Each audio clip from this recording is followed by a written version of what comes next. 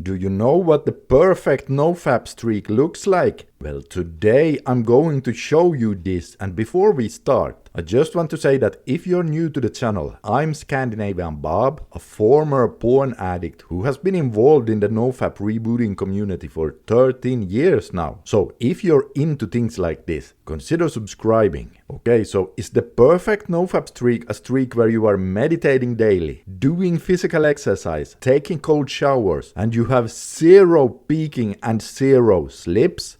But first, those tools right there are great, and I definitely think that everyone should implement them, at least to some degree, during the reboot. However, let's draw a line here under these tools, and let's call this the surface line. Now again, all these concrete tools that you can easily do are great, but almost every one of us also has something going on beneath the surface line here. Some form of demons that are messing with your life. Let's say, for example, that you have social anxiety. So that's one demon here. And perhaps you have a big self-esteem problem here. And then when you see other men out there happily walking around with their girlfriends, you get jealous and resentful. So now you have a nasty resentfulness demon over here. And maybe a big loneliness demon over here. Now, here's the deal.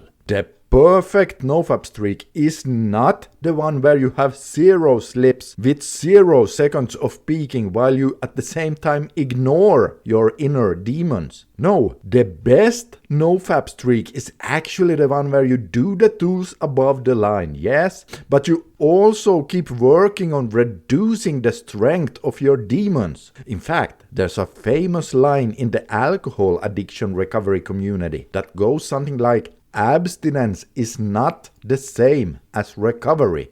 Think about those words for a moment. It's not black and white, but there is definitely some truth to it. What it means is this: if you're struggling with a lot of inner demons, having a perfect NoFap streak, no relapses, no slips, without working on those demons won't be as effective as having a streak with 1 or 2 relapses or some minor slips here and there, but where you're actively working on healing those demons. It all comes down to psychology and those deeper human needs we often overlook. And here's the irony, guys. Those demons are usually what makes you relapse in the first place. So when you finally start addressing them, really working on them, that's when you're truly on the path to freedom from addiction. I hope you all get my point here. And whoa, hold on a minute here. Do not misinterpret my words and go, oh, so Bob says it's okay for me to just give in and relapse just as long as I'm working on my issues.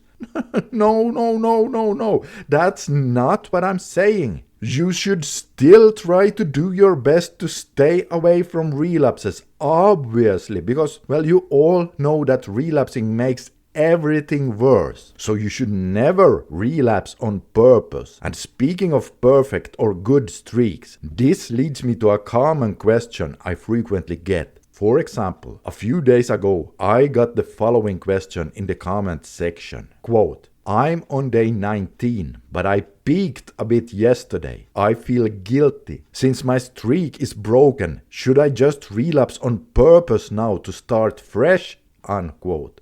My answer? No. If you slip up a bit, why would you add a full relapse on top of that? That makes no sense whatsoever. It's like saving money for a $5,000 car, then blowing $400 out on the town one night because you got drunk. Well, would you then wake up the next day and decide to blow the rest of your savings just to quote-unquote start over? Of course not. So don't do that with rebooting either. You see, your dopamine system is like your brain's banking system. And spending your dopamine currency on low-value dopamine activities just leaves you with a poorer, more numb brain. You see, whenever you are spending time on low-value dopamine activities, you run the risk of desensitizing yourself, which means that with time you get less sensitivity to dopamine, which in turn means that the net effect will be the same as if you're having less dopamine in your brain. I hope that makes sense for you all. And speaking of dopamine, if you want to know if all that cheap dopamine you've been consuming has affected your dopamine system, you can try my free dopamine quiz right now using the link under the video. And oh hey guys, take a look at the video you can see on the screen right